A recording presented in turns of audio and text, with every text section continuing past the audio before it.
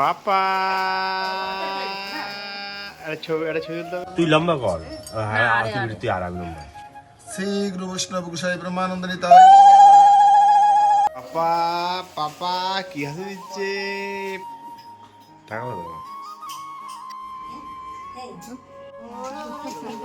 Hello বন্ধুরা, কেমন আছো তোমরা সবাই? আমার একটা নতুন মিনি ব্লগে তোমাদের অনেক অনেক স্বাগত। তো হাজব্যান্ড সকাল সকাল ফুলের দোকানে গেছিলো, কি জন্য অনেকেই ভাবছিল যে হয়তো আমার অ্যানিভার্সারি আছে। আসলে না, মেয়ের মুখে প্রসাদ দেওয়া হবে। মেয়ের এখন সবে 5 মাস হয়েছে। অন্নপ্রাশন 7 মাসের দিকে করব, কারণ 7 মাসের দিকে করে সম্ভবত। আর এমনি মেয়েদের 5 মাস কিংবা 7 মাসেই মুখে প্রসাদ দেওয়া হয়। তো 5 মাসে আমাদের যে বাড়ির গুরুদেব আছেন তার হাতেই আমার মেয়ের প্রথমে মুখে প্রসাদটা দিয়ে দেওয়া হচ্ছে। তারপরে ও আর একটু বড় হোক, 7 মাসে গিয়ে আমরা সবাইকে নিয়ে একটু সেলিব্রেশন করব, মানে অন্নপ্রাশন করব। তাই জন্য আজকে সকাল সকাল আমি এই যে রেডি হয়ে গেছি। আর ওদিকে মুখে প্রসাদ দেওয়ার জন্য প্রসাদ বানাচ্ছিলেন আর কি দিদি গোসাই। তো দেখো, অনেকদিন পর আমি শাড়ি পরলাম, একটু রেডি হচ্ছি। আর আমি রেডি হয়ে তারপরে আমি মাম্মামকে রেডি করব, কারণ ওকে আগে রেডি করলে কান্নাকাটি করবে। তো সেই জন্য এই যে আমি রেডি হয়ে এবার মাম্মামকে আমি রেডি করছি। খুব সামান্যভাবে নিজেদের মধ্যে কাউকে মানে বলা হয়নি, নিজেরাই ছোট্ট করে মাম্মামের এই মুখে প্রসাদের অনুষ্ঠানটা করছিলাম। তো এই যে মাম্মামকে এই লাল ড্রেসটা আমি পরাচ্ছি। ওর একটা দিদিয়া নিজের হাতে এই ড্রেসটা মাম্মামের জন্য বানিয়েছিল, আর নিজের হাতেই এই ফেব্রিক দিয়ে নকশাগুলো করেছিল। কি সুন্দর লাগছে না? তো এই ড্রেসটা আমি এখন মাম্মামকে পরিয়ে নিচ্ছি। তো মাম্মামও খুব আনন্দে আছে, আজকে প্রথম মাম্মাম প্রসাদ খাবে।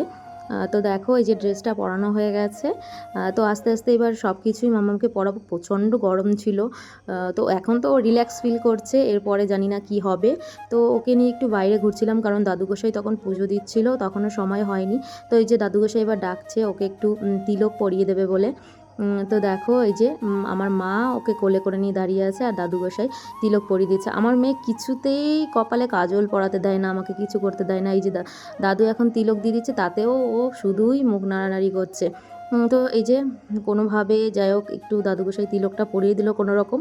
তারপরে এই যে আমি ওর গলায় মালাটা পরিয়ে দিলাম। ইচ্ছে ছিল গোলাপ ফুলের মালা আনবো, কিন্তু সেই দিন বৃষ্টি ছিল খুব আগের দিন, তাই জন্য সেই দিন গোলাপ ফুলের মালা আমি পাইনি। তাই কোনো রকমে রজনীগন্ধা ফুলের মালা দিয়েই এবার কাজটা সেরে দিয়েছি। অন্নপ্রাশনের সময় বেটার কিছু করার ইচ্ছা আছে।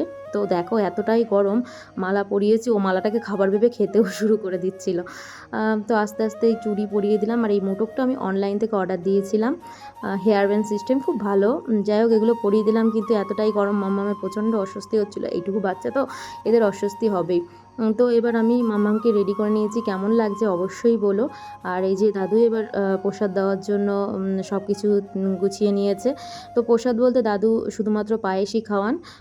তো ভগবানকে ভোগ নিবেদন করে তারপর সেই পায়েসটা আর কি দাদু প্রথমে মামামের এই যে মুখে দিচ্ছে। তো এই যে আমার মামামের মুখে প্রসাদ হয়ে গেল আর কি। মামাম তো টুকটুক করে খেয়ে নিচ্ছে, বেশ মিষ্টি মিষ্টি লাগছে আর কি। তো যাই হোক, তোমরা সবাই আমার মামামকে আশীর্বাদ করো যে ও যেন অনেক বড় হয়, সুস্থ থাকে, ভালো থাকে, আর একটা মানুষের মতো মানুষ হয়। ওর জীবনের আর একটা অধ্যায় এই যে শুরু হতে চলেছে। দেখতে দেখতে এই দিন মনে হলো মামামকে আমি নার্সিংহোম থেকে নিয়ে এলাম, আর এই দেখতে দেখতে 5 মাসে পড়ে গেল। সত্যি দিনগুলো কিভাবে একের পর এক কেটে যায়। আর তড়িঘড়ি করে এখন দেওয়া, কারণ মঙ্গলবার থেকে আমার স্কুল শুরু হয়ে যাবে। ম্যাটারনিটি 6 মাস যে কীভাবে কেটে গেল আমি বুঝতেই পারলাম না। তো এর মধ্যেই যাওয়ার দিনক্ষণ এসে গেছে, তাই জন্য তাড়াতাড়ি করে এই ডেটটা ঠিক করা হয়েছিল। তো মুখে প্রসাদ দেওয়া হয়ে যাওয়ার পরে ভাবলাম অনেকদিন পর শাড়ি পরেছি, একটু ফটোশ্যুট করে নেওয়া যাক। তো ছাদের পরে উঠেছিলাম, কারণ আমাদের ঘরের পেছনের মাঠের লোকেশনটা খুব সুন্দর, তো সেখানে একটু ছবি টবি তুলে নেওয়া হলো। তারপরে এই যে খাওয়া দাওয়ার ব্যবস্থা ছিল, মানে সবই দিদি গোসাই মানে রান্না করেছেন। ডাল, পনির, মানে যা যা জিনিস সব উনি রান্না করেছেন, আর আমরা সবাই প্রসাদ নিয়েছি আর কি। তো এই যে বসে গেছি এখন খেতে, কারণ সকাল থেকে খাওয়া হয়নি, উপোস ছিলাম, প্রচণ্ড খিদে পেয়েছিল।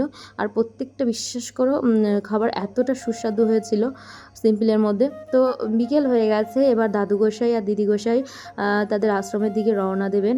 কৃষ্ণনগর থেকে তারা এসেছেন। তো যেতে হবে, কারণ আশ্রমেও পুজো দেওয়ার ব্যাপার রয়েছে, সেই জন্য। তো এই যে এখন ওনারা ঠাকুরকে নমস্কার করে ওনারা আর কি বেরিয়ে যাবেন। তো আমাদের ঘরটা কমপ্লিট হলে তারপর আমরা মন্দিরে হাত দেবো। আপাতত মন্দিরটা এমনই আছে। আর এই যে মাম্মামের বিকেলবেলা হয়ে গেছে, মানে এখন তো ওকে ঘুরতে বেরোতেই হবে। এই যে দেখো, ক্যামেরা দেখলেই হাসি মুখে। তো এই যে মাম্মামের সঙ্গে দিদি গোসাই একটু কথা বলে নিচ্ছে। তো সবাইকে দিদি গোসাই বলছে ভালো থেকো বলে তারা তাদের আশ্রমের দিকে রওনা দিচ্ছে। সত্যি দিনটা কোথা দিয়ে কেটে গেল আর খুব ভালোভাবে কেটে গেল। আর ভিডিওটা আজকের মতো এখানেই শেষ করছি, আবার নতুন কোনো ভিডিও নিয়ে তোমাদের সঙ্গে দেখা হবে। ততক্ষণ তোমরা ভালো থেকে সুস্থ থেকো। আমার ভিডিও যদি ভালো লাগে তাহলে লাইক, শেয়ার আর কমেন্ট করে অবশ্যই পাশে